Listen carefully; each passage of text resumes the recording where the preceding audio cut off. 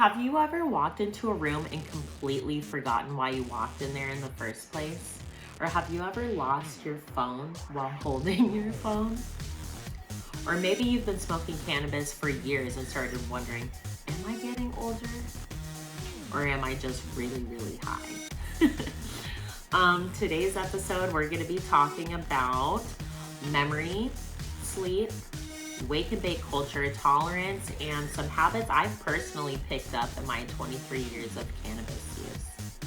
Hey besties, it's Lexi Deemarie here, and welcome back to High Functioning Moms.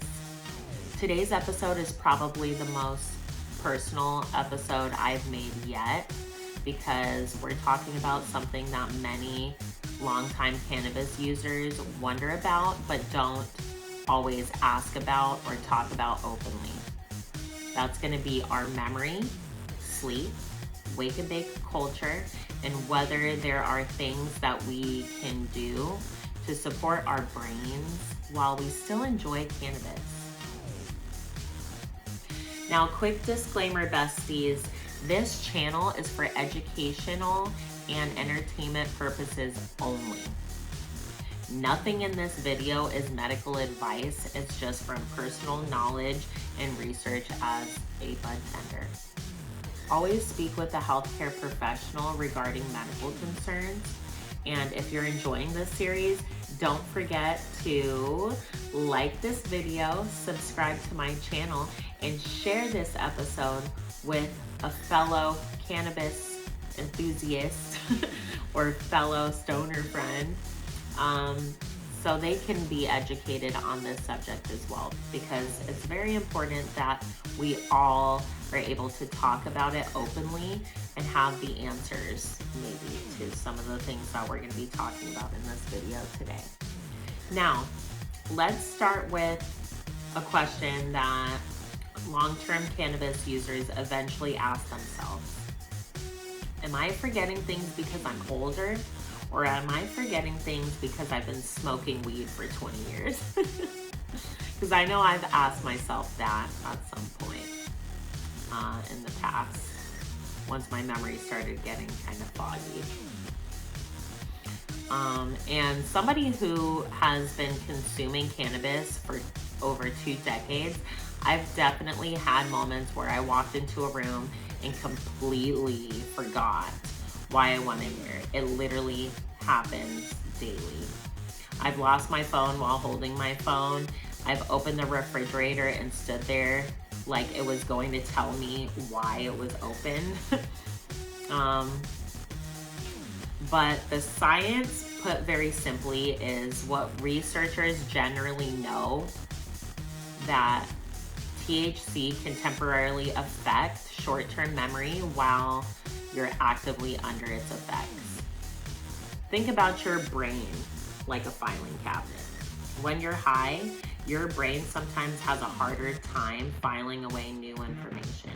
That's why you sometimes forget why or what somebody just said. Or you forget the point to your story that you're telling halfway through telling it. But here's something important. That's not the same thing as permanent memory loss. A lot of people hear cannabis affects your memory and immediately assume, oh my God, I'm destroying my brain, But we're talking about short-term memory performance while intoxicated.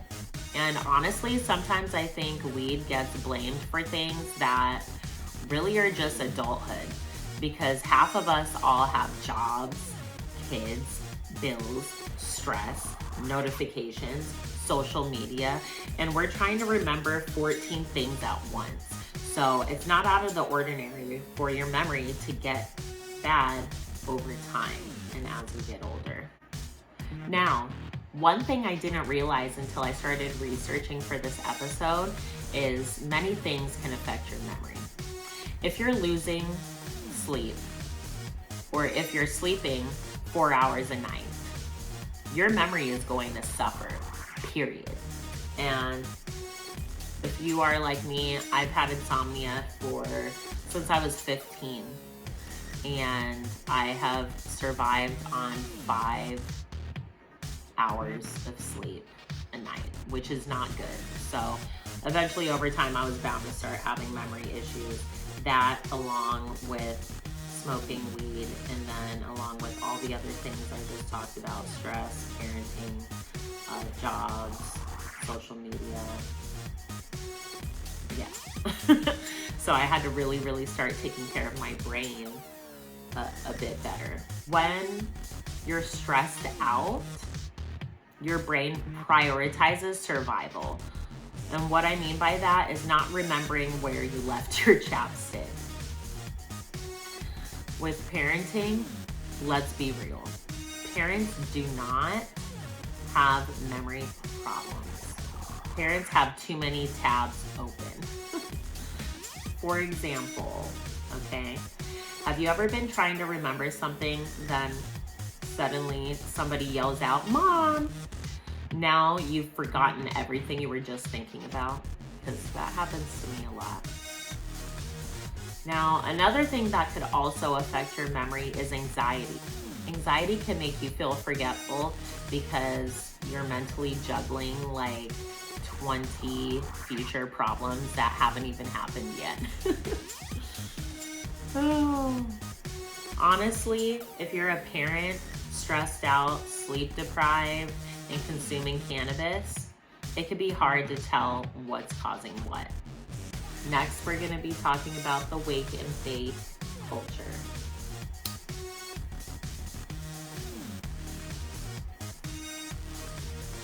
Now, this is something that I know a lot about, okay? Wake and bake culture, because I've been a wake and baker.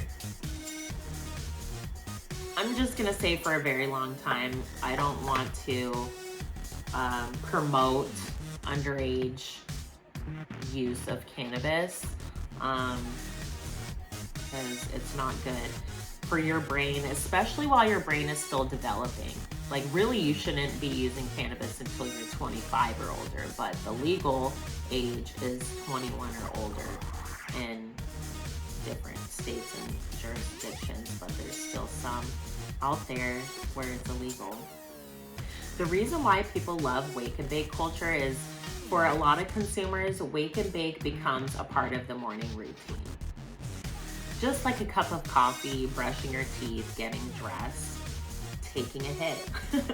Like, my morning routine ever since I was younger was I would wake up, go into the bathroom, take a shower, smoke my weed while I get ready and do my makeup and my hair and listen to music. And I still do that today.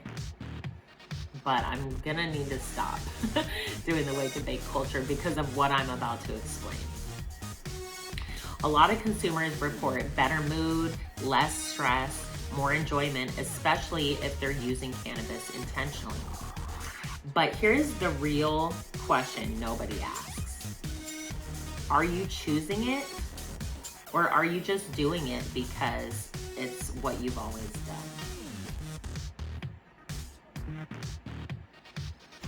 Now, if you woke up tomorrow and didn't smoke, would your day feel any different? Would you be irritated, you think? Or would you be uncomfortable? Or do you think you might feel perfectly fine? If you don't know the answer to it, maybe you should try tomorrow morning not to smoke when you first wake up. Try to go as long as you possibly can. Sometimes habits stop being choices and start becoming autopilot. I'm not saying wake and bake is bad at all, but what I'm saying is it's worth occasionally checking in on yourself. As a budtender, one of the most common questions that I'm asked is, what should I use for sleep? A lot of people smoke right before bed because it helps them fall asleep. Falling asleep easier and sleeping better are not necessarily the same thing. This is why I personally find balanced THC, CBD, and CBN, like I was talking about in my last episode, is I will use a 1-to-1-to-1 gummy. If you didn't watch that episode on cannabinoids, then I strongly encourage you to go back and watch that video after you watch this, because it's super important information. But anyways, that's why I like to use THC, CBD, and CBN balanced gummies. Unlike smoking, edibles last so much longer, which means some consumers report staying asleep longer. One mistake I see all the time is people taking their gummy while they're already laying in bed. And the reason why this is a mistake is because most gummies take about 2 hours to set in, unless it's a fast-acting, quick gummy. Personally, I think I take one about 1 to 2 hours before I go to bed. If you wake up feeling groggy, try taking a lower dose. Take it earlier in the evening and be consistent. Don't, jump around taking it some nights, not taking it other nights. Sometimes the solution isn't just stronger products, you gotta really troubleshoot the situation. It's all about better timing.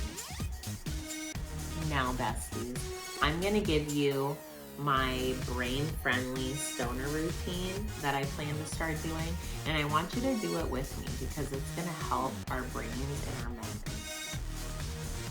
First tip is hydration. Cannabis consumers are notorious for forgetting water. So what you should be doing is whatever your body weight is drinking half of that in ounces of water. So I'm 130 pounds. I'm gonna be drinking 65 ounces of water a day. Tip number 2, sleep first. I've learned that no terpene can outwork terrible sleep habits. Tip number 3 is routine strains. Using the same thing every day can make everything feel the same.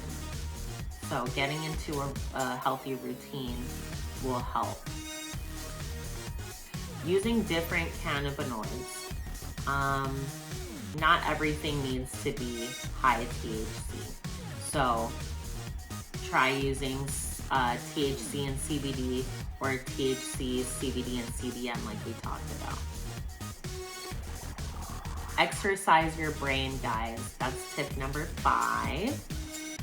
Exercise your brain, like read, watch documentaries, try to learn new things, because if we're worried about our memory, we should probably actually use our brains on a daily basis and work it out. You know what I mean? Give your brain a workout. Tip number 6, take tolerance breaks. They don't have to be 30 days. Even a weekend sometimes can make a really big difference. Tip number 7 is track what works. This is probably the biggest tip I can give. Pay attention, okay? Pay attention. Tip number 7 is track what works for you. Keep a journal. If you find a strain that works good for you, write it down. Or a gummy that works for you, write it down. Okay? This is probably the best tip that I can give. Pay attention, because your best strain may not be my best strain. So besties, I've been using cannabis for 23 years now, like I've told you throughout this video. And if there's one thing that I've learned, is that cannabis works best when you use it intentional. The goal isn't to consume more. The goal is to consume smarter. Because the more you understand your body, besties, the better your relationship with cannabis becomes. Now, I'm super excited for the next episode. I'm gonna be doing my first cannabis review on a Arizona brand, and I don't want to give away any details or clues on it, so go ahead and keep an eye out for it. You don't want to miss it. It's going to be one of the best strains in the state of Arizona. Okay? All right, besties? So don't forget to stay elevated, be intentional, and have a good night. Bye.